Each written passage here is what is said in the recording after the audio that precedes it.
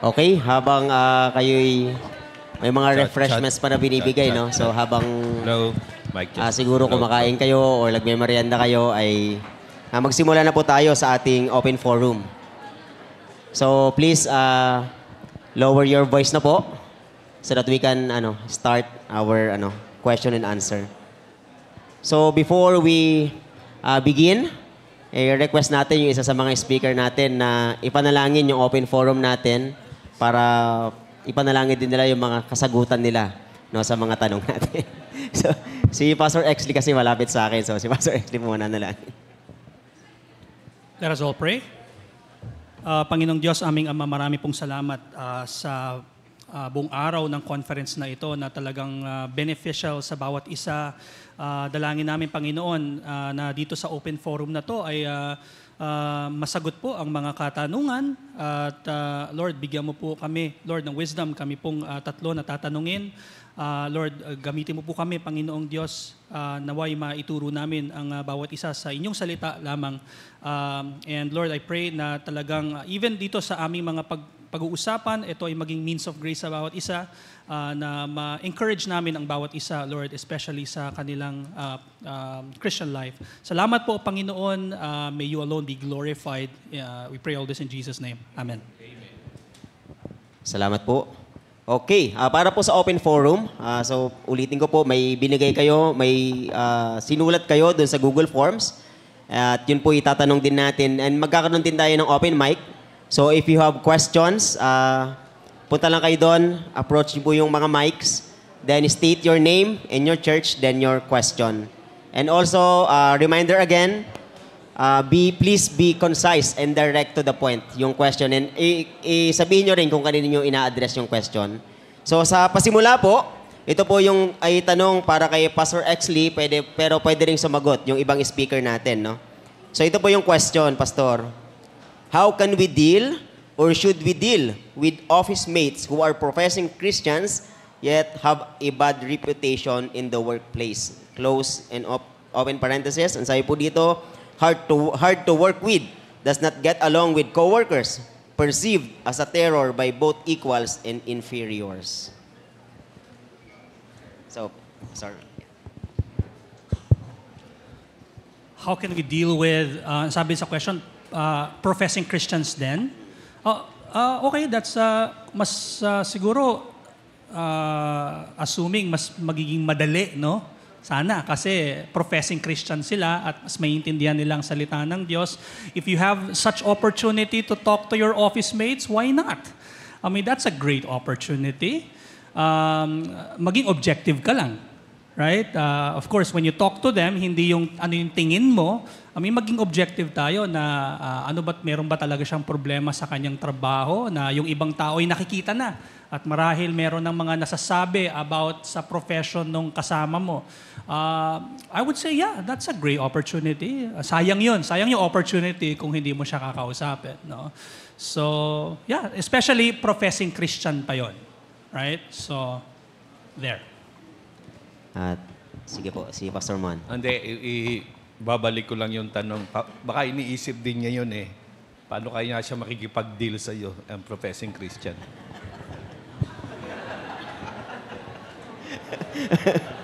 Kasi baka mas ang bilis natin magturo eh. Baka hindi din natin nakikita yung sarili natin. Kasi yan yung essence ng being Christ-like, no?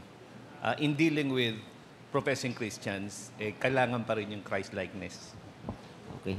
Thank you po sa sagot. And kay Pastor Exley ulit, in regards with corporate greed, my fellow co-workers are proactively acting up out of their emotions dahil nagkakaroon nga po ng unjust treatment and greed in the funds. My question is, as a Christian, how will I act po in appealing with justice and also submitting on the providence of the Lord and being salt and light sa aking mga co-workers? Thank you. All right. Kung kaya mo silang kausapin about that, why not? You also have to make sure na objective ito. Na ito ay meron kang pruweba kumbaga, you have to make sure na totoo nga ba na mayroong unjust treatment na nangyayari. Of course, I don't have the complete picture, right?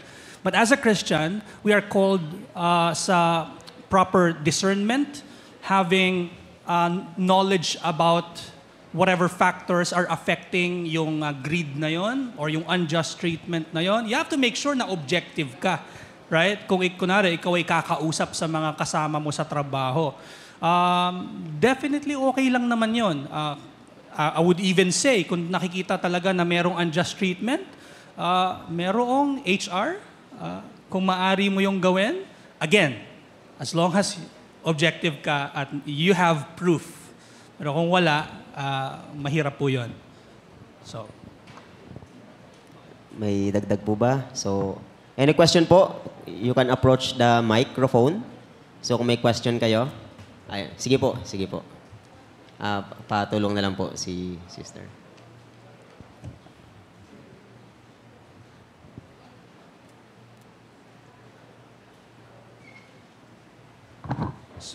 can I add something? Sorry. As a general principle as well bilang mga Kristiyano, hindi ka naman nasa trabaho na lagi kang, kumbaga parang sa classroom, taga-check ka ng noisy. Hindi naman yon ang kailangan mong gawin ay magtrabaho ka talaga. Pero kunwari may mga nakikita ka at talagang ito'y nakaka-apekto even sa mas malaking sa trabaho ng karamihan or even sa team ninyo or even sa'yo, then yes. Pero hindi naman yung may makita ka kagad na ano ka kagad, di ba? Sumbong ka kagad. So, gusto ko lang magbigay ng qualification doon sa aking sagot. Sige. Sandali. Yung una pang question, babalik ako kasi sarcastic yung sagot ko kanina. Anyway, ang pakikipag-deal sa isang office mate na sa tingin mo ay yung kanyang behavior, yung attitude niya sa work ay hindi magandang testimony, kailangan mo rin ng right place, right time, and right approach. So kailangan, hindi mo siya i-confront in front of others publicly. You approach the person privately. If you can befriend him always, go to a coffee shop, you can have an informal talk, and then bring this up. Hindi pwedeng confrontational ka palagi. Okay? Okay, thank you po. Sige na po, okay na po, sis. Hello, good afternoon po. I'm Isa, I'm from Grace Fellowship Church. Yung question ko po in general, kahit sino po pwede sumagot, pero kung pwede po sana si Pastor Ramen.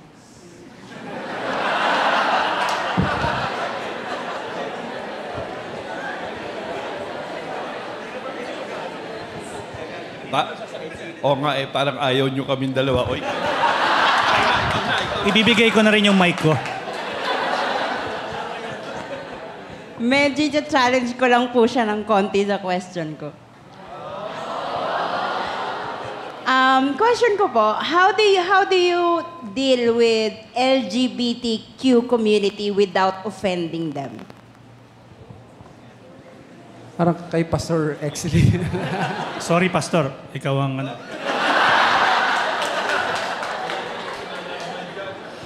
First of all, we cannot promise that they will not be offended because our aim is not to offend or not to offend. Our aim is to tell them the truth with love. As long as we are not offending them, we are not offending them by our unchristian behaviors sa mga dealings natin na probably we want to offend them actually sa truth. Not that intentionally we want to offend them with the truth. Pero ang aim natin is manindigan tayo doon sa katotohanan na meron tayo sa scriptures. And we have to admit, sa ibang bansa, when Christians parang pinagbigyan nila yung gusto mangyari ng LGBT, for example, let us try to call them sa kanilang mga pronouns. Look what happened kung ano yung nangyari sa kanila sa Western society. Siguro, learning lesson yun dito sa atin sa Pilipinas. We can be loving, we can be gracious sa kanila, but at the same time, maninindigan tayo sa mga alam natin na hindi natin pwedeng i-compromise. yun ang the best. For example, we have just had an event, public event, where yung mga mga coordinators or mga parang they have parang leanings sa LGBT. Parang they are part of the LGBT community. So, I told our members na mga nagpa-participate, let us be consciously be gracious to them. Let's be appreciative sa work nila. Pero, huwag tayong magpapatangay doon sa gusto nilang mangyari. For example, they are calling them, lalaking-lalaki, but they have female names. So, we don't want na maging parang rude sa kanila na parang naghahanap tayo ng conflict, nagiging parang disrespectful tayo. Pero when I heard na, kasi nga ako yung minister, yung doon sa event, ako yung magkakasal, so tinanong ko sino yung tao dito in charge, and then they were calling this man ng female name. So sabi ko, pwedeng na lang, yung tawag ko sa iyo, parang ganon, kuya or sir, because professional naman sila. And then I tried na, iisipin ko, paano ako maging appreciative sa kanila. I appreciated yung kanilang gawa, it was good. And then, hindi ko pinakita sa kanila na parang, hindi mo papakita na ayaw mo lumapit or ganon. And I think ito yung pwede nating ibigay sa LGBT community na we can give our best in this kind of situation, but not receding or yung parang surrendering yung gusto nilang gawin sa kanila.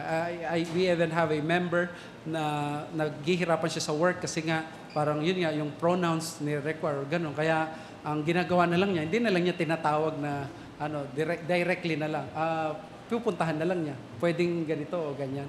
So, we don't want to be argumentative, parang confrontative even, parang sa ganon. But we want to show them na we are Christians, we are reasonable people, we are kind people, we are not, but there are some things lang na we cannot really give it to them. Parang ganon.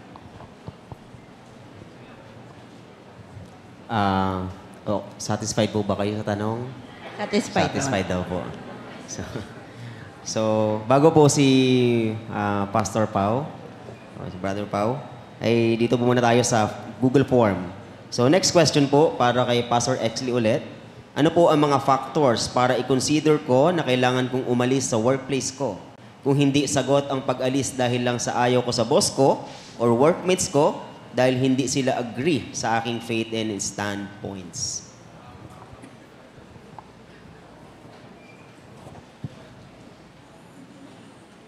So, hindi naman mag-a-apply tayo sa kumpanya knowing na magugustuhan o maiintindihan ng mga tao doon ang pananampalataya natin. You're going there knowing na mga makasalanan you probably ay hindi pa mga ligtas din, then definitely hindi nila magugustuhan ang iyong pananampalataya. Is it enough para ikaw ay umalis? No. Enough din ba na kunwari hindi mo gusto ang kung kanino ka nagre-report or even yung mga kasama mo, mga teammates mo, or yung mga hawak mo? No. Hindi naman kumbaga perfection ang hanap natin sa ating pagtatrabaho. Yun nga yung sinasabi natin kanina, yung perpetuation ng curse, right? So siguro as much as I want to give factors for you to leave, kasi it's maraming sagot eh. Maraming pwedeng sagot diyan. Siguro factors na lang why you should stay. Your vocation is used by God for your sanctification. If people hate what you do, what your principles are because you believe in the Bible, and they will hate you, part yon ng paano mo i-handle ito. Paano ka because of these things, mas lalo ka pang lalapit sa Panginoon. Sanctification is a good thing. It is a salvation blessing. Hindi naman natin aayawan yon. So there are a lot of reasons why you should stay. Binigay sa'yo ng Diyos yan. Ang trabaho ay blessing, magandang, this is something good. Hindi lang ito ginagamit ng Diyos para ikaw para may sagot ang Diyos doon sa prayer mo na give us your daily bread. That is God's answer to that. Pero pati sa spiritual, ginagamit ito in a sense na may mga trials sa trabaho that would lead you all the more run to the cross. So it is part of your sanctification. There are a lot of reasons why you should stay. Yung mga bagay na yon, ayaw lang sa'yo, ayaw mo sila, ayaw nila sa faith mo, I would say, stay. But then again, there are a lot of factors na marahil hindi ko alam na surrounding this question kung sino man ang nagtanong. I would say, talk also to your elders. So, there. May gusto mo mong sabagat? Hindi tayo pwedeng maging dichotomous sa treatment natin sa trabaho. Nagtatrabaho tayo for the sake of the work. So we are not working para i-share ang gospel. We are working as professionals, whatever work is that. Be diligent sa iyong trabaho. Yun yung calling mo sa vocation. So wag mong gawing conflict yun. So if they know who you are, your faith, just tell them. Pero hindi yun ang issue sa trabaho. Ang issue sa trabaho yung how you, your attitude towards your work. So yun ang usapin doon. Nandoon ka as a professional. Okay, thank you po. Sige, bro. Pao po, from GSCF. So, general question din po ito. Pwede po itong sumagot yung tatlo. Pero ganun din po. Question din po kay Pastor Ramen. So, as a pastor po, hanggang saan yung parang scope mo ng pag-monitor, lalo na sa social media ng mga youth sa church? And paano mo siya, ano po yung kind of approach na pwedeng gawin? Especially if, number one, hindi maganda yung mga sinishare, or number two, if madaling araw na sila, nag-share something, alam mo na madaling araw. So, paano yung approach and hanggang saan yung ano natin? Pag mga memes ba, Pao? Ano ba? Mga memes. Pero pag ako po yung original, okay lang po yun. Oh, thank you, Pao.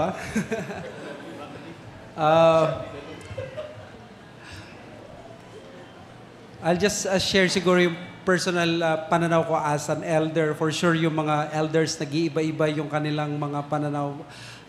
Una, nililinaw ko sa mga members namin that isa sa na-appreciate ko sa Reformed theology and Reformed church polity, pastors, they're not policemen. So, di dapat sila namumulis. Pero we avoid yung extreme na parang, yun nga, pinupulisan mo. Kaya lahat ng mga pinopost nila issue na kagad, parang very overbearing. On the other hand naman, you don't want na i-portray na isa kang pastor tapos tawag sa'yo overseer, which is yun yung work ng binabantay mo yung kaluluwa ng mga covenant members na parang wala ka lang say. So, I think the best way is that kapag itong taong ito nagkakaroon na siya ng testimony mula sa community and even sa social media community, maganda na ma-address yun in a gentle manner. Hindi rin tayo dapat parang minamasama natin lagi yung mga gan because there are some people, lalo na sa mga nauna sa atin, yung mga older people, para sa kanila, di ba, parang iba-iba yung personality. They don't like kung ano yung pinopost mo lang, parang vanity yan. But on the other hand, ito yung generation natin, social media nga, social ito. So, dito papasok talaga yung wisdom and genius ng isang may regular oversight ministry ang pastor. Kasi kapag meron kang oversight mo yung mga members mo, there is a concentrated time talaga na pag-usapan yung spiritual life. Parang sa gayon, hindi ka laging parang nagiging fault finder ka sa kanya na time to time kung ano yung post niya, parang sasabihin mo to. But during those times ng oversight, doon mo ilalabas sa pastor, ito yung kumusta yung pag-use mo ng social media, paano ito, yun, may naririnig ako sa ganito, na ganito yung tingin. But of course, may mga iba na nakaka-alert, nakaka-alarma, you go directly, depende yan kung yung level ng issue na kinakaharap niya, it will depend din, mag-iiba rin yung approach mo. For example, I remember may member kami nag-post ng isang Joel Austin na quotation sa Billy Rocker. Kilala mo ba si Joel Osteen? Meron pa, Paulo Coelho ba yun? So, do you believe yung ano? Probably may mga tama silang sinasabi, pero on that part kasi parang hindi siya nagre-resonate sa biblical understanding ko ng worldview na yon. And siguro, hindi pa siya ganun kalago. Pero it has never become an issue. Ang iwasan din natin, lalo na kami mga pastors, is yung alam ng mga singles or yung mga young men and women, kung inaatake mo sila sa pulpit, yung gano'n, dapat ina-address natin ito in a more healthier and general way na pastoral. Good way din po ba direct sa parents, if ever? Sa parents yung parang ano yung anak nila? Yes, actually sa online community, hindi natin maiwasan, meron na tayong online community kahit na sabi mong gano'n. Pwede rin i-direct sa pastor na gano'n. I did it once sa isang pastor. Sabi ko, napansin ko itong pastor, I care for your church at mga members mo. Parang medyo may ganitong na-embroil sa ganitong criticism yung member mo. Are you aware of that? Ayun, nakita niya, yun nga, naawa siya dun sa member. Sana hindi ka kasama dun sa biro lang. Pero we can tell the pastors kung concerning it or parang medyo alarming. And then at the same time, kung yung family na ito, members natin, pwede rin, but you have to be wise na baka naman ma-offend siya na sinusumbong mo pa sa daddy at sa mami niya. Well, in fact, kaya mo naman siyang puntahan. So, it depends kung ano yung very fluid tayo dito. Total salimpusa lang ako sa usapin. Matthew 18 is the way. Pagka meron kang, is the process ng pag-approach ng isang, kung meron kang nakitang mali na ginagawa, do not go to another person. That will be slandering the person. You go to the person, talk to the person. If you win him, at first instance, nakausapin mo siya, okay, that's well and good. So don't tell anybody. Kasi kung minsan, good yung intention. Sasabihin ko kay pastor itong kapatid na ito. Sasabihin ko sa nanay niya. Ginuusip mo na siya. Inislander mo na siya. Rather than following Matthew 18, talk to the person. If you cannot talk to the person, don't talk. Okay, thank you po. Bago magtanong si Brother Gino, ay babasahin ko po muna yung question dito sa Google Forms to Pastor Ramon. So ito po yung question. Sinali po kayo. So ito po yung question. I am a 30-year-old woman. I belong to a family where I am the only believer. I have shared the gospel to them. I pursue to serve them and provide for them. Pero my parents continue to express their discontent with my career and financial status.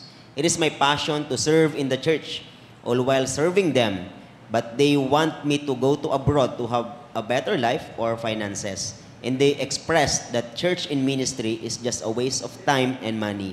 How do I honor my parents in this? Ang hirap naman nun, kapatid.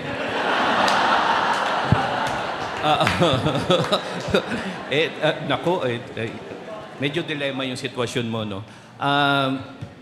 How do you still honor your parents? Maski meron silang mga unjust demands sa'yo, no? So, as long as yung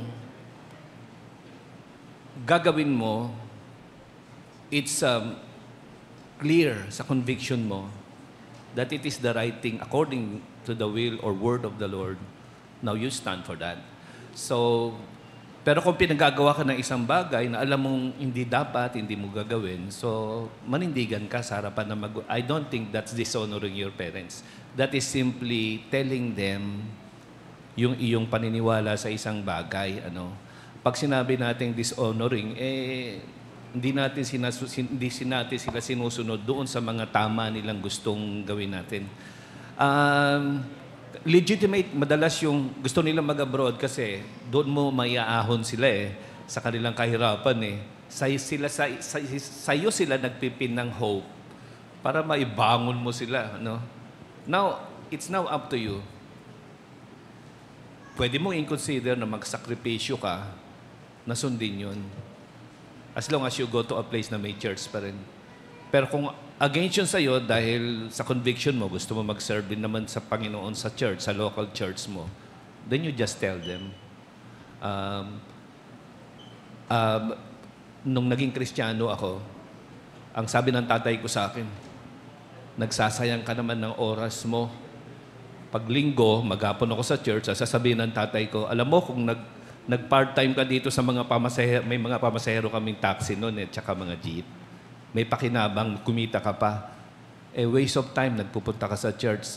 Tapos sasabi pa sa akin, yung pastor nyo doon puti, nagpapayaman lang yun. So talaga, very hindi mo alam. Pero you need to stand for what is right. Naintindihan ko, nung naglaon, sabi ng Panginoon, ng Father ko sa akin, naniniwala ako sa pananampalataya mo, yung conversion mo, it convinced me because you did the right thing. Okay po, salamat po, Pastor Mon. May karagdagan po ba? Doon lang sa waste of time kasi topic ko naman kanina. So I will just add quickly lang. Doon sa sinabi ng parents na ministry is just a waste of time. For sure, we have to be courageous in and respectfully pa rin na sabihin it is not. Tama si Pastor Mon, if it is not your conviction na pumunta ng abroad and you have some legitimate reasons to stay here, then I suggest, if I am your pastor, I would say to you at member ka ng SABC, you do your best na ipakita mo sa parents mo ngayon na you are not wasting yung money mo sa ibang mga bagay and try to give them the best that you can give them. But you have to embrace itong situation mo as your cross. Hindi pwede. There are times that this is what God has given to us as our lot. Nung unang na umattend ako, ang sabi ng father ko, hagisan niya ng Granada yung church na pinag-ano. Dahil they were all expecting me na ako yung mag-ano sa kanila and all those things. So, but you have to carry your cross. Yun yung sabi ni John MacArthur, you have to live with the consequences ng paninindigan mo kay Christ, knowing that you're not just being a stubborn son or stubborn woman or child ng parents mo, but you are doing this because you know na going to abroad will do more damage sa kaluluwa mo at sa buhay mo. It will not do you much good. So if you have that kind of conviction, do your best na ipakita ngayon dito sa kanya, and then carry the cross na araw-araw, huwag ka magsasawa because it will be there araw-araw, lalo na pag may emergency fund, emergency needs ang parents mo, may makita yan sa social media na pinost na yung successful na cousin mo, tapos may mga nag-graduate, may pumasa sa ano. These are the things na kung saan lumalabas yung mga ganong comparison, and it is very painful sa mga members at ito yung ganito yung struggle nila. Yun yung sinasabi ko, you have to carry those cross. Hindi lamang pag walang mga sinasabi, even especially sa mga pag may sinasabi sila. And then, sa awa ng Diyos, sana maging katulad yung situation mo ni Pastor Mon, that your parents will be convinced that you have done the right thing. Thank you po. So, Brother Gino. Hello po, pastors and Kuya Jess. I'm Gina from CRBC, and my question is about the youth. So mainly po si Pastor Ramen yung pwede sumagot, but I also want to hear the insights of the other pastors. My question po, I want to thank you kasi po naging timely yung message niyo about the youth. I think if there's one takeaway na naisip ko po dun sa preaching niya, Pastor Ramen, is that every moment spent on knowing God's Word and knowing His truth is never wasted, no matter how much we think or how much it seems wasted in our lives. And for me po, I remembered while listening to your sermon na as a young man, before I came to know Christ, talagang yung interests ko is not in terms of, is not really interested to things of eternity, about the gospel, about God. And nung nakilala ko na po si God through the scriptures, a lot of my time was consumed.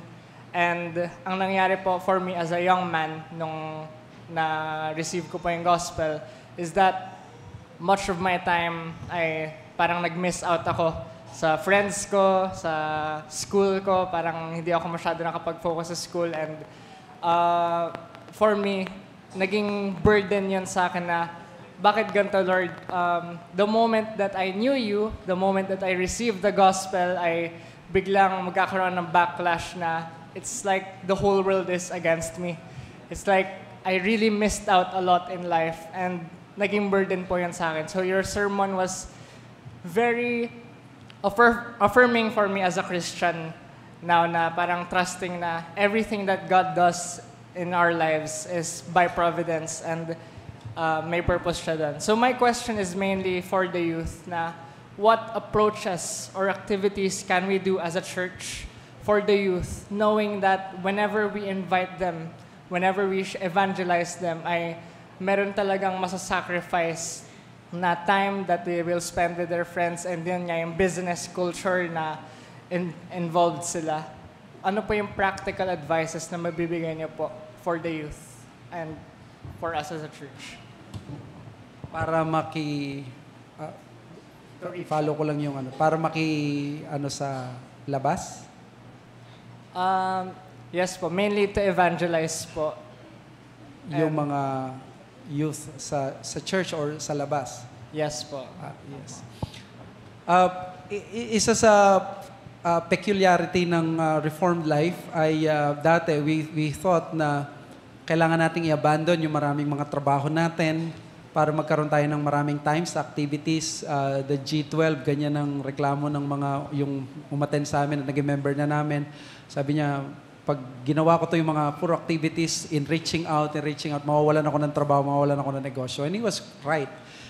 Sa Reform is we want to be faithful sa vocation natin, and by being faithful sa mga vocation natin, doon tayo magiging salt and light sa mundo.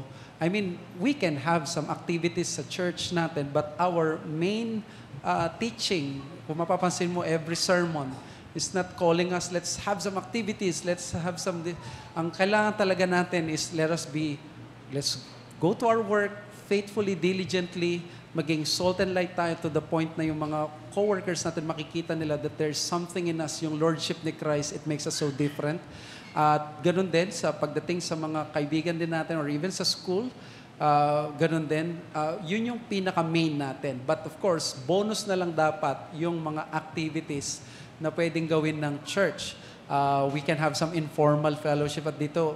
Very useful ang mga suggestions ninyo, kayong mga singles. Di ba, minsan nakakaroon tayo ng mga basketball games, di ba? Tapos para magkaroon ng, para magkaroon tayo ng common ground or parang makasama natin sila. But then again, hindi natin isa-substitute yung time na yun para evangelize sila. Tapos we are shoddy naman yung work natin. Hindi naman maganda yung ugali natin sa kanila. So dapat it's just an additional element sa Christian testimony natin, being salt and light in the world. Dati kasi nakakapag-basketball kami with some CRBC guys at minsan nagdadala ng mga bisita at ganon. Maganda sigurong encouragement ito na let's keep yung ganong mga activities na hindi man lagi sa interchurch but yung mga singles to suggest na mag-reach out sa mga ganong bagay. Much better kung evangelistic pero hindi nagiging sustainable or parang doable yung na regular sila na parang every week or but the best is yung genuine relationships with other people na kahit sa mga kapitbahay nyo or sa mga pag nagkaroon ka ng genuine relationship sa kanila, mas madali na ma-invite mo sila o kaya makasama nyo sila sa mga ibang mga activities. May additional po ba? Or okay na? Thank you po. Okay. So magbabasa po muna ako, then may question po si Brother Nathan, tsaka si... Dagdag. Sige po, may additional, sorry. Pasensya na, taga-dagdag lang ako dito eh. Anyway,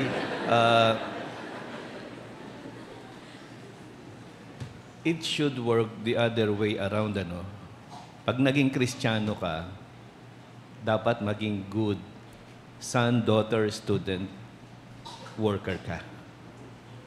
Kasi hindi magandang testimony, naging Kristiyano ka, pinabayaan mo yung pag-aaral mo, pinabayaan mo yung trabaho mo. Kaya nga sinabi ko kanina sa preaching, you need to pray for God's enabling grace to teach you how to balance between what is spiritual and what is yung pang-earthly na mga concerns. Kasi hindi tayo naging Kristiyano para pabayaan natin ang mga earthly concerns. So, kailangan natin magkaroon ng wisdom na i-balance yun. Okay? Okay. So may question po dito sa Google Forms, kay Pastor Exley. So ito po yung question, how should I know if it's time to look for greener pastures in my vocation or if it's just a trial for my own sanctification? Should I endure or is it time to look for greener pastures or other work?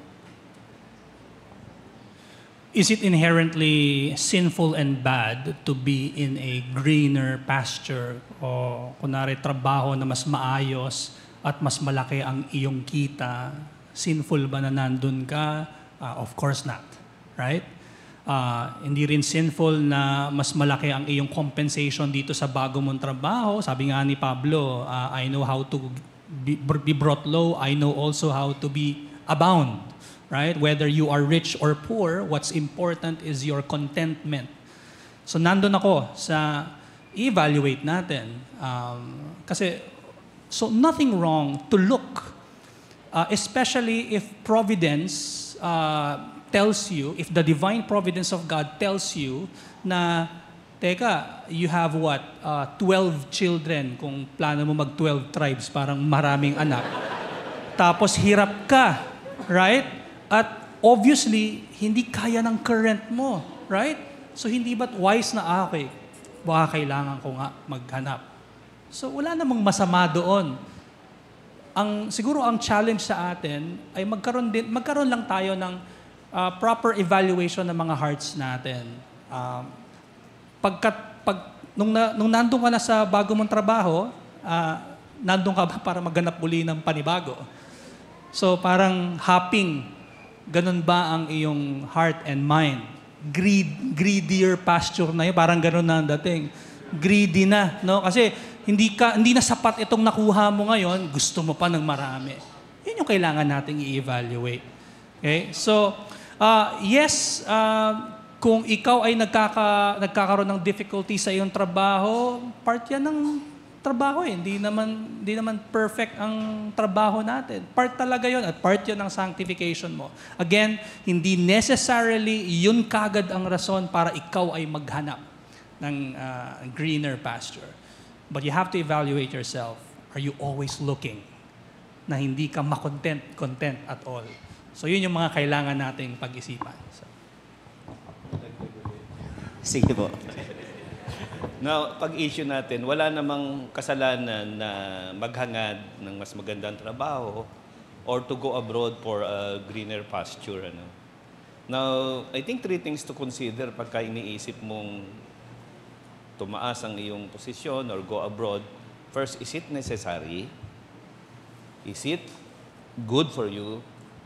And ultimately, is it for your spiritual good?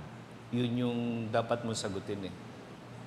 Yung pagpunta mo ba sa ibang bansa, paghahangad ng mas malaking trabaho, makakabuti mo ba yun sa iyong kaluluwa? Tanungin mo yun. If you can answer that squarely, yes, it's okay. Magiging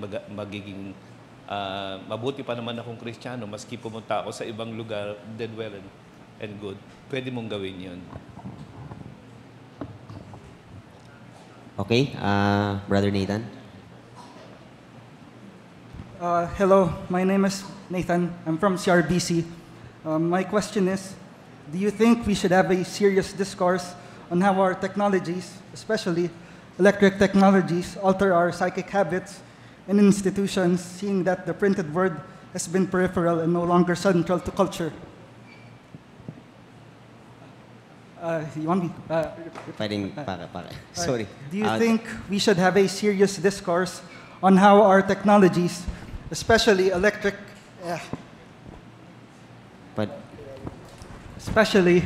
technologies, alter our psychic habits and institutions, seeing that the printed word has been peripheral and no longer central to culture? Para sa iyo yata yan, Pastor Ramel. Technology para sa iyo, Pastor. Personal life daw, Pastor. Hindi, okay lang.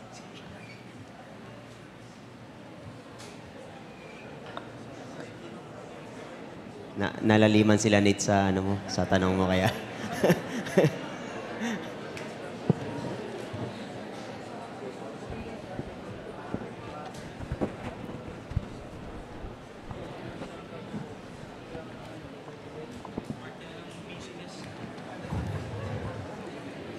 Okay sila. Hi. Thank you, brother, sa question mo.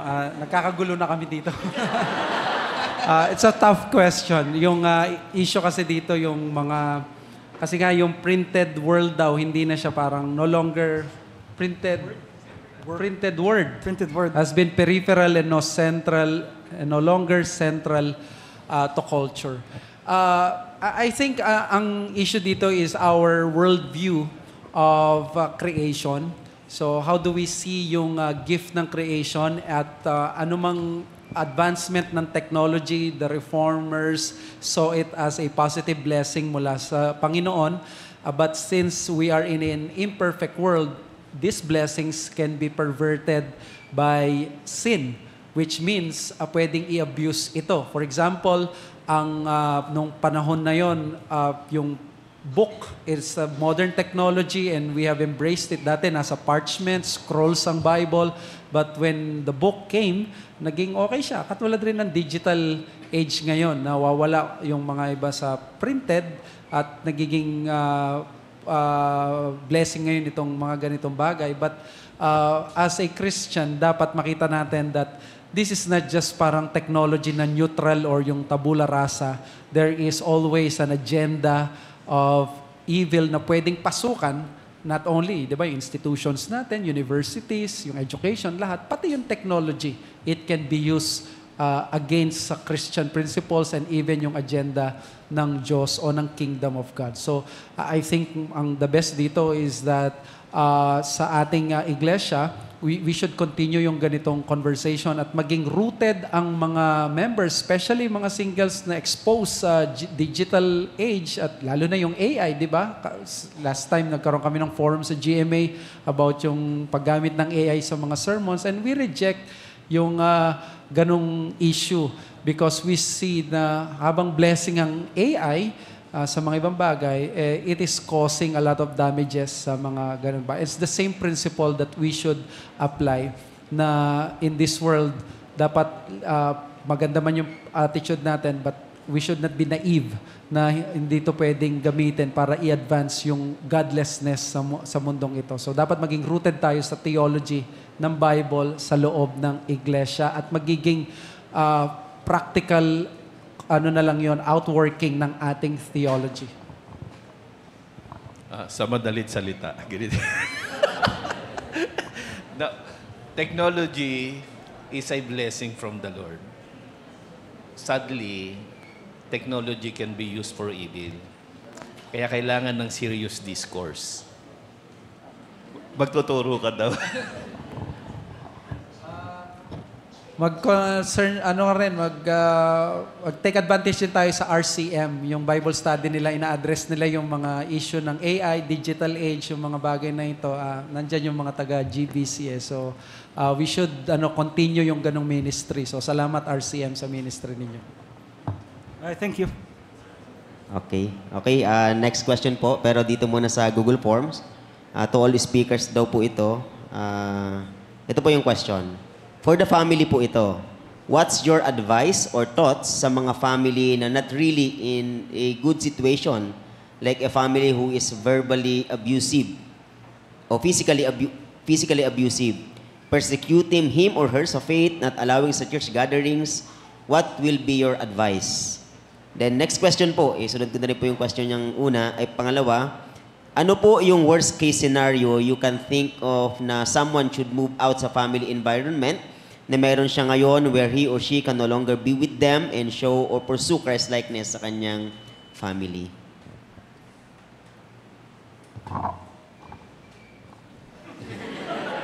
Family.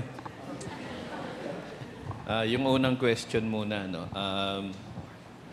kung yung family mo, you are being persecuted dahil sa faith mo, no? So,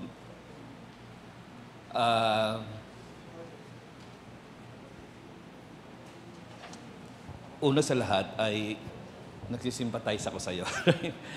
Mahirap yung ganong sitwasyon kung ganon ang family mo sa iyo. A lot of love, patience ang kailangan mo. Hindi mo naman pwedeng awayin yung family mo for that. You need to love even those who persecute you. So, you need really to endure and continue in Christ-likeness, maski ganun ang sitwasyon.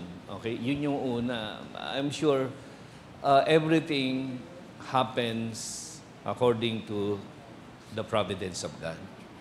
And if God has placed you in that kind of situation, now God knows, sinabi sa atin sa Corinthians, that He will provide you the way. So, pero don't put matters into your own hand.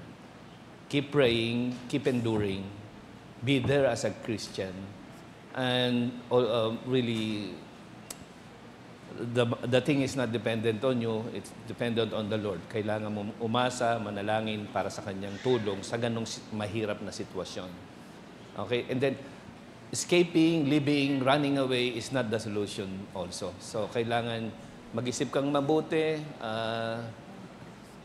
humingi ng payo, pumunta ka sa iyong mga pastor kung mahirap talaga yung kalalagayan mo, and so that they can give you some advice. If you go to me, I will simply tell you, add more patience, add more long-suffering. Nandyan ka, nilagay ka ng Panginoon. Tanggapin mo yung sitwasyon. And the Lord will turn that out for your own sanctification as well. At may pangalawa? Ano daw po yung worst? If I may add also, siguro maganda rin principle is do not leave your family or parents sinfully. In other words, kung single ka, why don't you aim na lang and pray that there will come a time that you can leave your family and parents in a God-glorifying way. Baka isa yan sa indications that you have to prepare yourself para sa marriage because you don't see anymore na magandang nandun ka, or kung hindi ka man mag-aasawa or hindi pa yun available, you find and you pray for a way na hindi ka umalis na dahil lang sa there are a lot of people, lalo na sa mga persecuted countries, sa mga restricted access nation na tinatawag, Christian children are suffering because of their faith or for their faith. Unless na lang syempre kung may mga abuses na detrimental sa pagkatao mo at saka sa buhay mo. But I agree with Pastor Mon.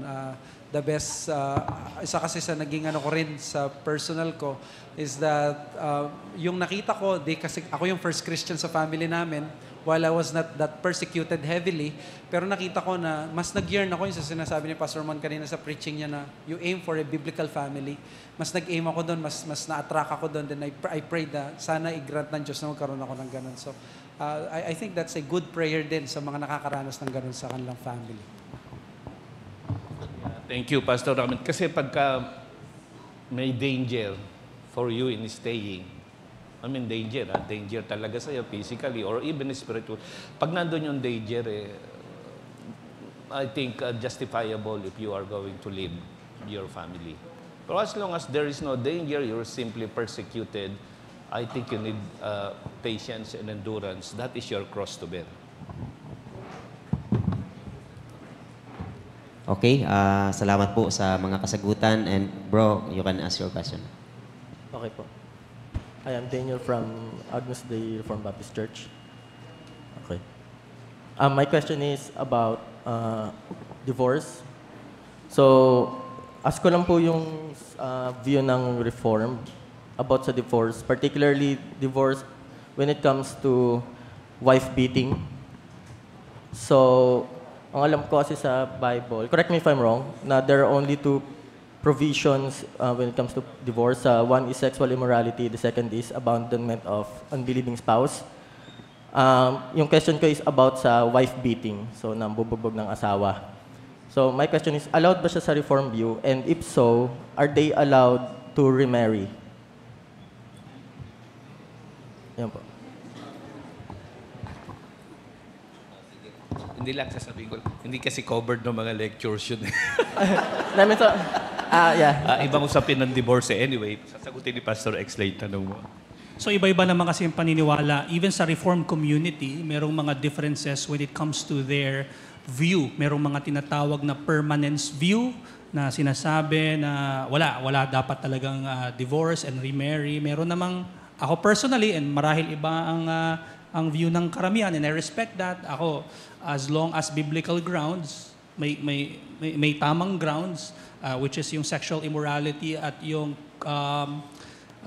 covenant desertion, then yes. But of course, knowing na dumaan yan ng talagang disiplina at hindi naman instant yun, kinamit lang yung grounds and all.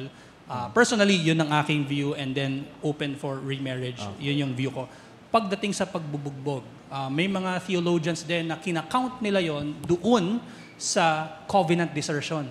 Kasi the fact na ginagawa nila yon, it's as if they've deserted their headship already, or their role rather, in their marriage. So, agree ako doon sa part na yon na it can be grounds, but knowing na syempre as much as possible, hindi naman immediate resort ang divorce, dumaan ng counseling with elders, dumaan ng tamang discipline, dapat dumaan pa rin doon. And then, kapag wala talaga, may willful neglect talaga, and actively patuloy pa rin ang kasalanan sa covenant desertion ng physical abuse, then nandun ako sa grounds yun. Pasok yun dun sa grounds. So, you may have a different view doon. So.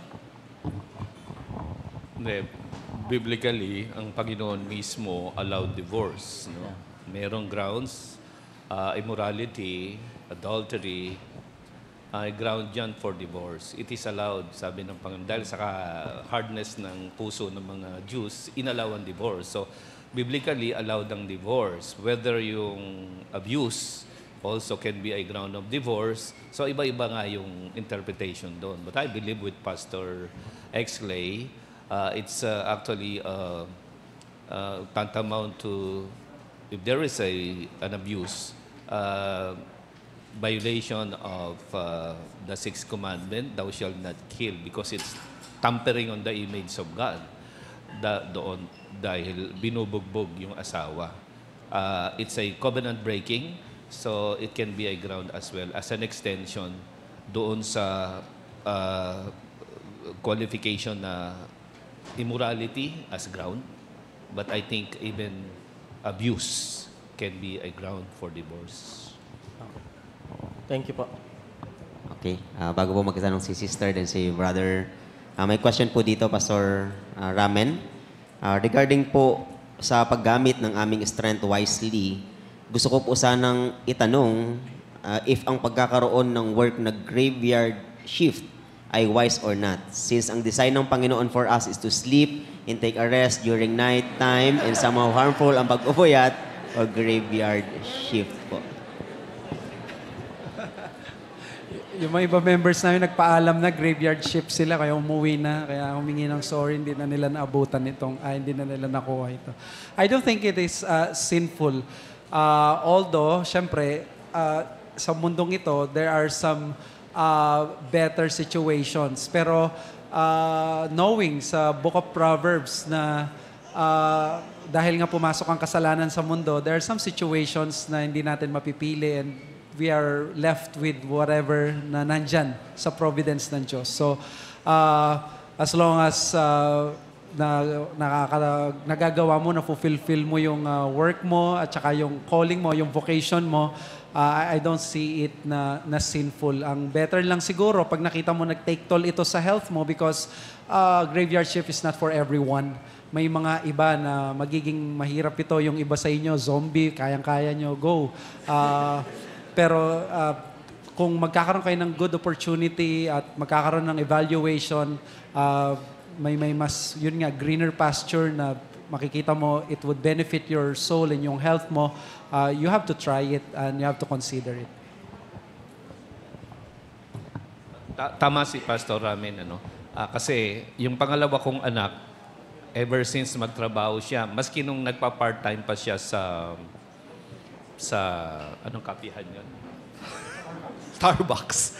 Habang nag-aaral siya sa college, nag-part-time siya gabi sa Starbucks. Hanggang nung nagtrabaho na siya after graduating, talagang night shift siya, graveyard shift. In-advise ko siya, pwede ba magtrabaho ka sa araw? Pero sabi niya, buhay siya kasi sa gabi.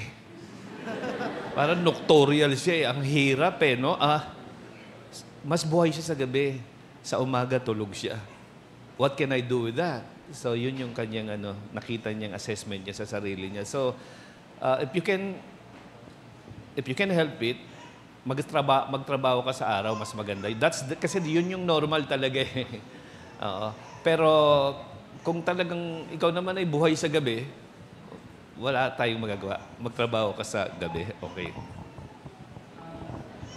May add lang sa pagre-research ko sa sleepfoundation.org, sinasuggest at ina-advise talaga nila na whenever we sleep, kung kaya natin, yung talagang all black, yung very dark talaga, para mas makatulong yon sa quality ng sleep natin. So, yes, I agree na kung kaya natin. But then again, what can we do?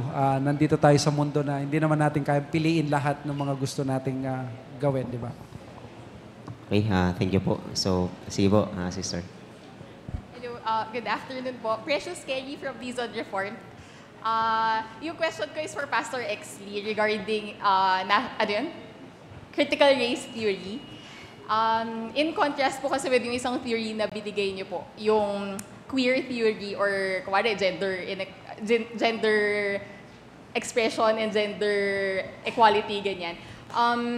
Yun kasi very black and white sa Bible di ba, na what is sin and what is not. Pero dun sa critical race theory, baka I'm not knowledgeable about this lang, pero how it appeared to me kasi was, yun nga, being aware about yung mga plights ng different people. So, it sounded like a good thing initially when you talked about equity and equality. So, I understand na, syempre, may mga tao, for example, yung mga poor, ganyan. Although this is about race, no? Pero na-associate ko kasi siya about yung social standing ng mga tao.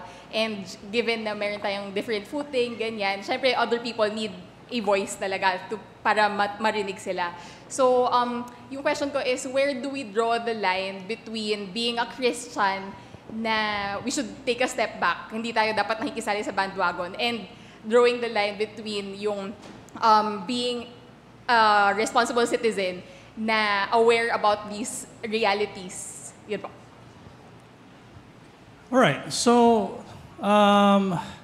as a Christian, we need to be aware kasi dito sa mga nagki-creep in na agenda na hindi lang sa society, even sa church, even sa ating mga vocations, na kasi like you said, it seems as if parang, fair yun right? Kasi totoo naman na nasa minority ang mga tao, mga groups na ito. However, dumadating na kasi rin sa point, generally, na these minorities ay nagsisik na ng control, even power, to the point na kailangan na nating mag-submit doon sa kanilang dinidemand. Yun na yung nagiging problema ngayon. Klaro yun, like you said, pagdating doon sa queer theory, ngayon hindi pa natin siya masyado nararamdaman pagdating doon sa critical race theory. Kasi hindi maano yung distinction dito whether you're black or white yung lahi natin, kumbaga parang halo-halo kasi tayo hindi katulad doon sa Amerika o mas damang-dama nila na kapag puti ka, kumbaga pag itim, talagang, kumbaga parang kailangan protected, dapat protected naman ang bawat isa, pero iba yung privilege ngayon na meron ang mga black pagdating sa US, which extends now even sa mga vocation nila, no, na ngayon kapag kunwari merong isang company na nabasa ko sa isang article na simula nung pumutok yung Black Lives Matter, hindi na sila nagpapapasok ng mga whites doon sa kanilang kumpanya. So nakikita natin how nagtatry na kumbaga parang para lang kumbaga mag-give in doon sa ideology na teka, ang minority, ang mga black ay talagang persecuted sila. So let's give naman, magbigay naman tayo doon sa kung ano yung minority before. Again, hindi natin kinakaila na meron namang problema before, pero nangyayari, ina-apply natin sa ngayon yon. And kawawa naman yung mga puti na nababrand sila na supreme at may privilege sila kahit na hindi pa sila buhay noong mga time na yon. So may mga ganong klaseng nangyayari ngayon na, again, pagdating sa Pilipinas, hindi pa natin nararamdaman yon. Mas ano natin yung sa queer theory. Pero maaring dumating tayo doon sa point na yon. And I think we need to be aware of it. May I add na siguro ang makatulong din sa atin is we have to immerse ourselves sa concept ng biblical justice. There's no parang black justice or parang we have only one kind of justice, and that is biblical justice. So ang problema kasi sa ganun na nangyayari is that they locate yung issue ng justice na parang may systemic, yung system, it's bad. Katulad ng isang evangelical leader na sinabi niya, kayong mga white na mga grandchildren, you have to start saying sorry for the sins of your grandparents. At doon nag-react yung ibang mga reform leaders na yun yung mali. Parang tinatry natin na masamain ngayon itong ganitong sistema. But the best is theology natin is biblical justice, and how did Jesus do this? Parang ganito. He didn't become a person na nagrebelde sa state or na tinawag niya yung mga tao ng ganito. But in himself, he was so compassionate. He was so just. And I think yun ang pwede natin na ma-aim. Na personally, as I deal with my colleagues and with these people, if I know that this is unjust, I will proclaim na this is unjust.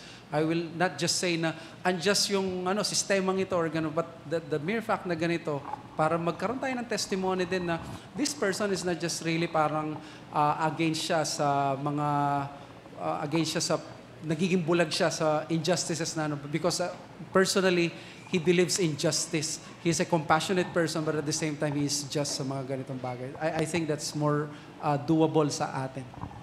Thank you po. Thank you po. Sige, brother. Hello. Good afternoon po. Justin James from Sovereign Grace Bible Church Makati. And this question po ay para po kay Pastor Exley. Or pwede naman po sumagot yung ibang mga pastors. So my question is, what are the biblical guidelines or advice on the job seekers or already have a job will help on our progress or spiritual growth in esteeming the value of knowing Christ Jesus our Lord? Sorry. Okay lang ba paulit? Baka kailangan patanggal. Sorry para mas maging malino lang. Pasensya na. Okay. Salamat. My question is, what are the biblical guidelines or advice on the job seekers or already have a job will help on our progress or spiritual growth in esteeming the value of knowing Jesus Christ our Lord? Yun lamang po.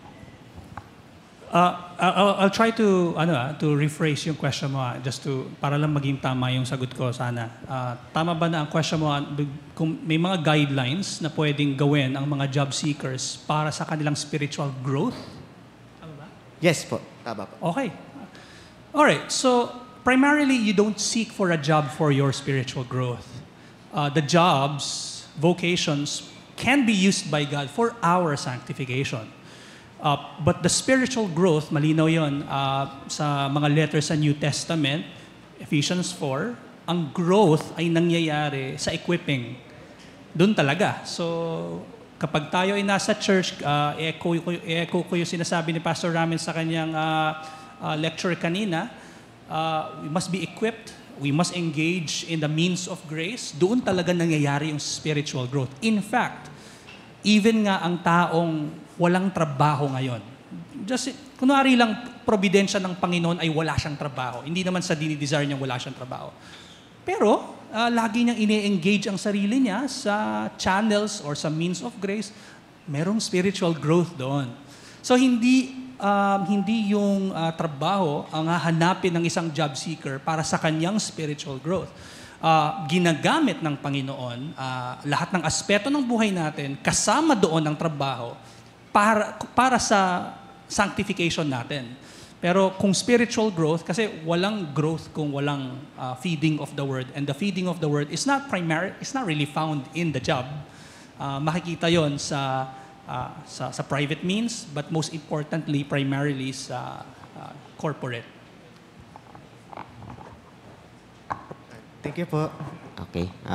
Magbabasa po muna ako. Siguro magkaroon na lang tayo ng last 5 questions po, no? Isa na lang po siguro dito sa kasi marami pa dito sa Google Form. So sa open mic ay last na po si Sister. Sige, pwede niyo na pong itanong yung question niyo. Good afternoon, Pastor. So I am Sheila from Christ Center Church of Novaliches po. For my question po, parang currently I'm experiencing existential crisis because I'm currently working in a seminary school. At the same time, I am taking my master's degree. So I'm working every Mondays to Friday, and my classes from 8 a.m. to 6 p.m. And currently, the doctor, actually I had an autoimmune disease, but it was on remission for 5 years, and now it's active, and the doctor recommended that I had to stop my studies. So I have to choose between the two boats. If I would like to continue my studies, I need to give up work, or if I really wanted to push through with the advanced studies, I had to give up my work. But since I am the breadwinner, I have to give up my master's degree. And now, it's like I'm shaken in the core because I was looking forward to it. I was creating plan for it. And now, it seems like I'm lost in translation. Wow, Taylor Swift.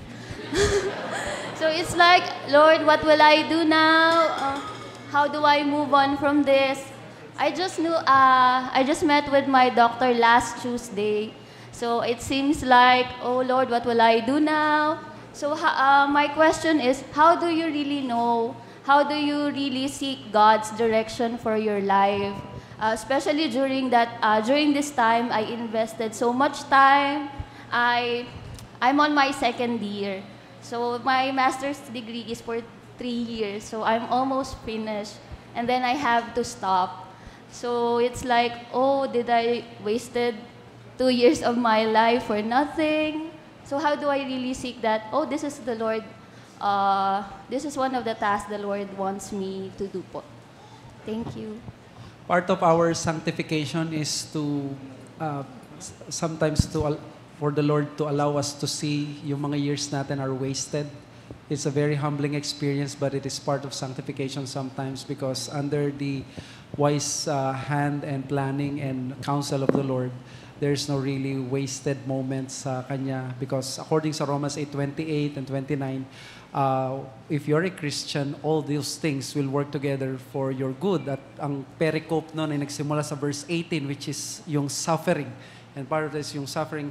And binanggit ko kanina ay si David Brainerd because he thought yung 6 years niya ay na-waste dahil for 6 years hindi siya nakabalik sa seminary, pero doon siya ay naging missionary sa mga Indian.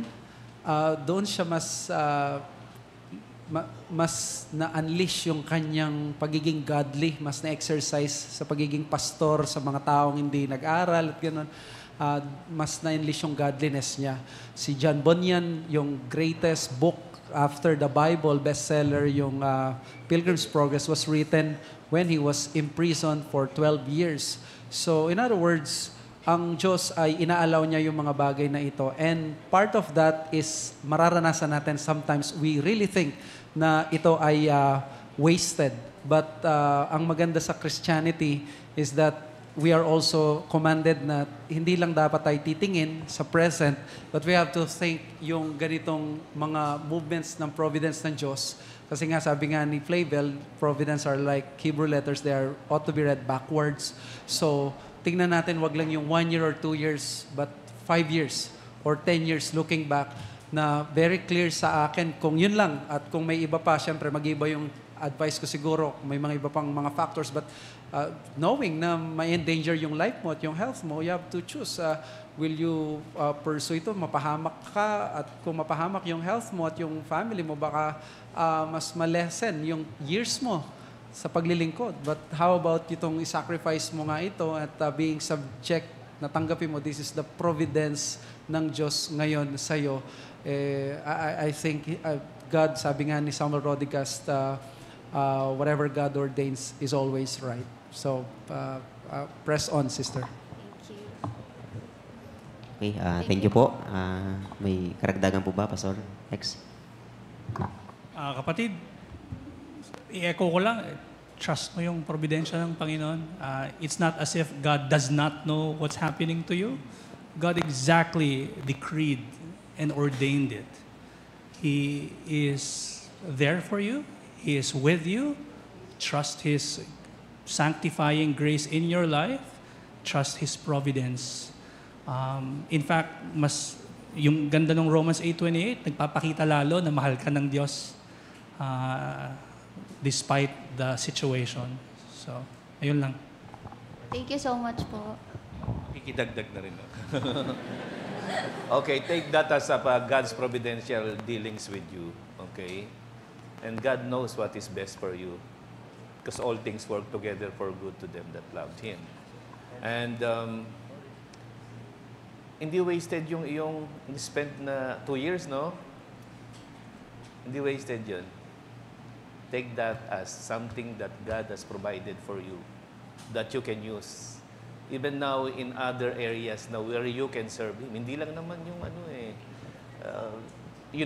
we plan, God directs the ways, our ways. So, i-take mo yun, trust Him. There are other ways like sinabi nga si David Brainerd, 6 years, tapos napunta pala siya, ginamit siya ng Panginoon sa ibang paraan. So, there are other ways God can use you.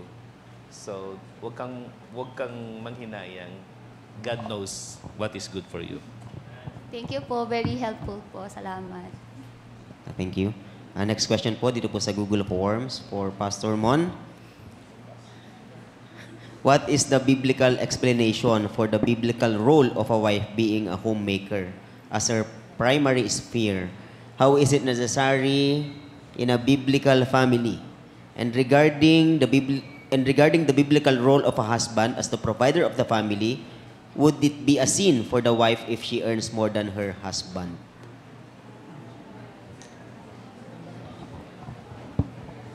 I did not say anything that the wife should not work.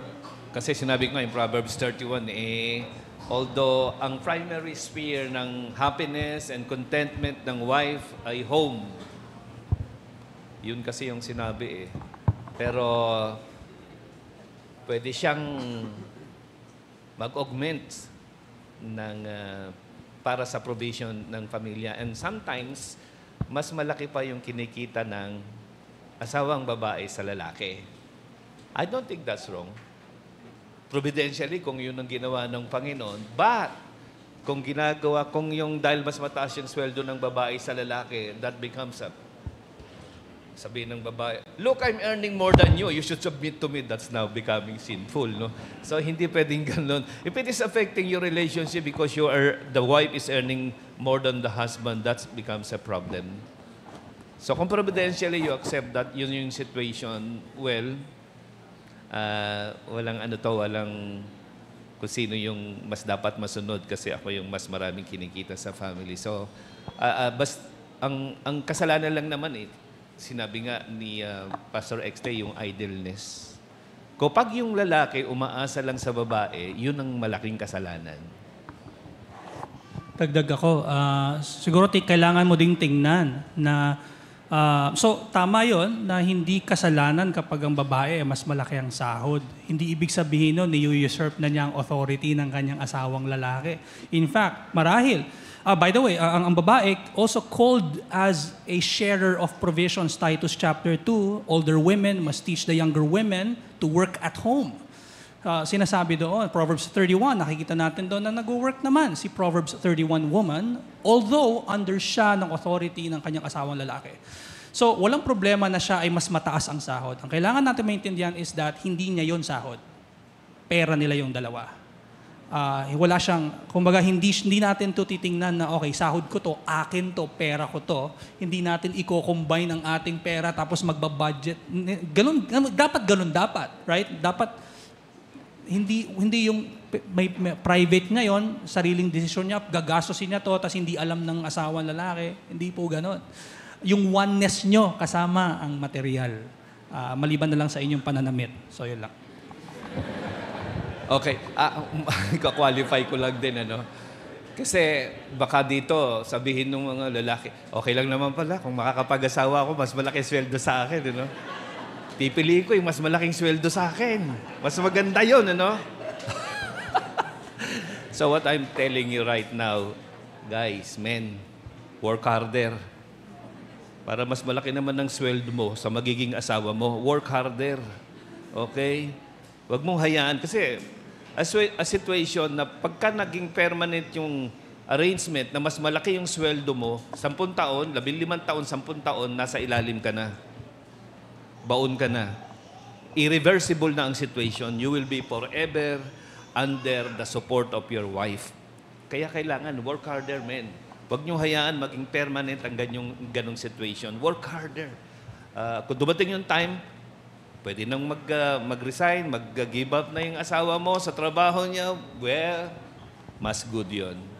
Pero huwag mong pabayaan na maging permanente, na mas malaki ang sweldo ng asawa mo sa'yo, magtrabaho kang mabuti. Sige, I think we can entertain yung question ni... Good afternoon. Ako si Kevin from TNC. So ang tanong ko, kasi napapansin ko na among singles and young professionals is yung pag-pursue ng masteral or yung mga graduate courses na hindi naman to masama, 'di ba? Kumbaga, ang tanong ko is paano natin mababalanse yung pursuit ng excellence, 'di ba? Itong mga bagay na ito kaya tayo nagma-masters, nag-aaral is para to excel dun sa field na ating kinabibilangan and the pursuit of holiness. Para sa lahat po. Kung sino po.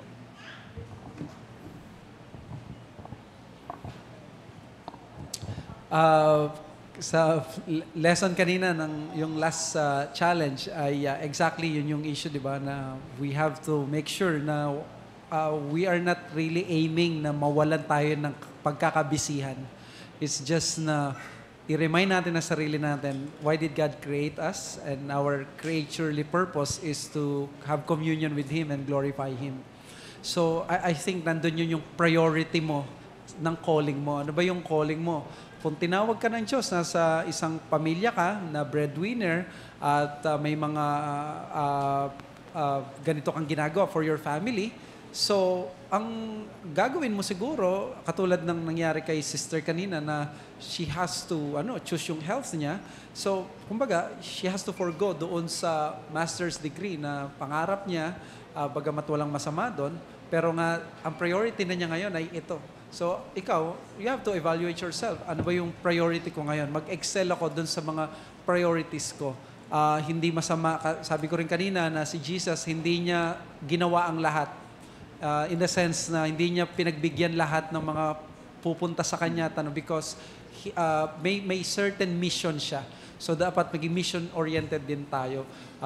In order for us, sabi nga nila, to be the best, we should learn to say no sa mga good causes or sa mga good things din na ino-offer sa atin. So para ma-aim din natin na magkaroon tayo ng balance na buhay sa Christianity natin, which is yung spiritual life natin. Pero sa mga singles, kung kaya pa na mag-master's degree, kung kaya pang mag-aral ng ganito at kaya talaga ng schedule mo, why not? Pero you should be conscious at sensitive sa sinasabi ng providence ng Diyos sa'yo. Kapag yung katawan mo sumusuko na, pag nagkakaproblema ka na sa mga priorities mo, nagiging shoddy na yung work mo, napapabayaan na ito, this is a very clear providential dealing with the Lord, ng Lord sa'yo, with you, na probably you're not doing it right at masyado mong ini-spread ang sarili mo too thin. I also experienced that. I feel that sometimes. So you have to make a way na long-term din or short-term, kung ano man ang available doon, mas maganda long-term na magiging mas ma-maximize mo yung sarili mo dito sa bagay na to na priority mo, and at the same time, siyempre sa spiritual na bagay. Okay, thank you. Dagdag ko lang doon. dagdag.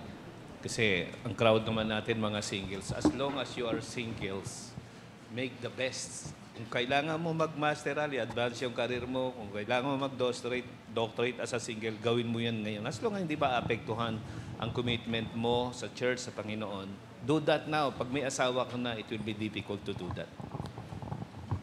So may question po dito sa, wait lang brother, may question dito sa forms. Siguro last na to sa question, then last na yun sa iyo. So basahin ko muna to.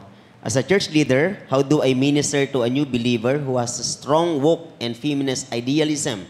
She confesses to surrender her life to Christ, but somehow she still hold on these beliefs and what it fights for. Do I deal straight to those issues or just focus on ministering to her and helping her know the Lord through the Word and wait for God to convict her about those beliefs? Well, kung meron kang communication dito sa new believer na to, regular attendee siya ng inyong church, that's an opportunity already to talk to the person. Kung may knowledge ka of her understanding of wokeism, klaro naman na talagang yung idea niya about feminism ay talagang woke, pwede mo namang kausapin as a church leader, wala namang problema doon. Siguro balik mo lang siya sa gospel kasi ang mga ideologies na to, ang ginagawa nito, dinidivide nito ang church, nilalagyan nito ng boundaries. Parang nagkakaroon ng distinction pa. Whereas sobrang linaw ng gospel presentation ni Paul na wala ng Jew, wala ng Greek, walang female or male, walang slave or free, lahat ay pantay-pantay. Kung ikaw ay na kay Kristo, lahat ay heirs of the grace of life. Ikaw ay ligtas. Wala nang kailangang intersections pa or distinction whether you are a black person or a homosexual. Walang ganong branding. Kumbaga, ang ginagawa lang nun, dinidivide lalo, whereas malinaw naman sa Galatians na wala nang distinction na ganon.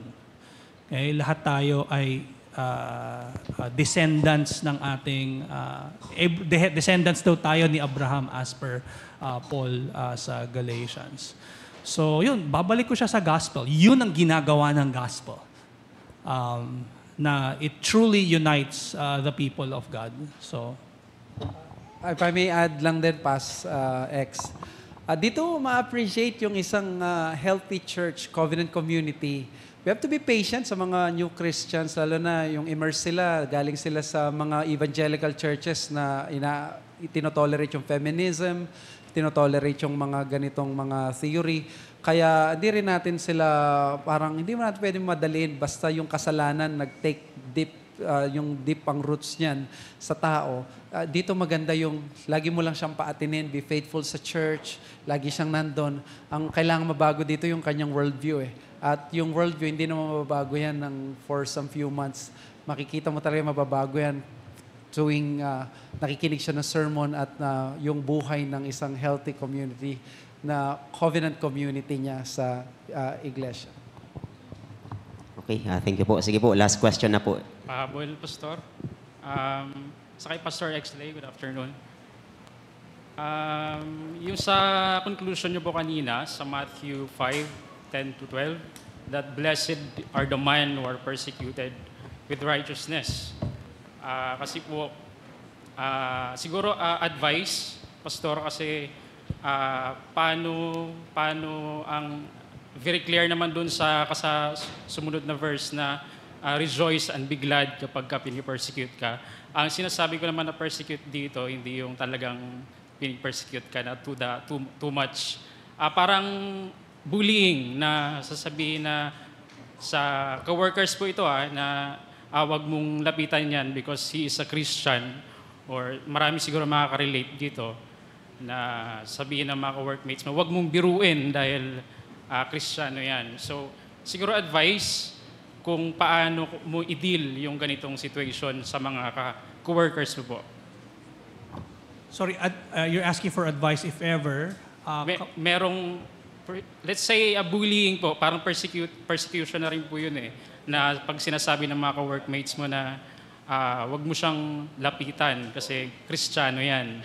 Parang iba yung take nila when it comes to Christianity. Or wag mo siyang biruin dahil Kristiyano yan. So, paano mo yun iti-take, Pastor, as co-workmates po?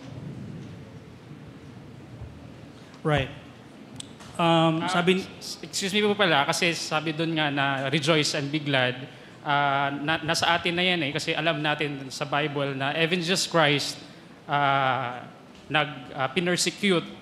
So alam natin na mangyayari yan, given naman sa ating kaalaman na ganyan. Pero as a human kasi, kahit sabihin natin na rejoice and be glad dahil may naggaganito sa'yo, pumapasok pa rin sa isip natin na malulungkot tayo eh kasi parang initsyapuera nila tayo or iniiwasan nila tayo dahil Christian po tayo. Oo naman. Kumbaga, when we say rejoice and be glad, kapag pag narinig mo sa katabi mo, sa trabaho mo, na huwag ka lalapit dyan, Kristiyano yan, yay! Hindi ka naman, kumbaga, nagigets naman natin na, syempre, ang resulta nun, talagang maapektuhan ka talaga. Even yung spiritual, how you would respond.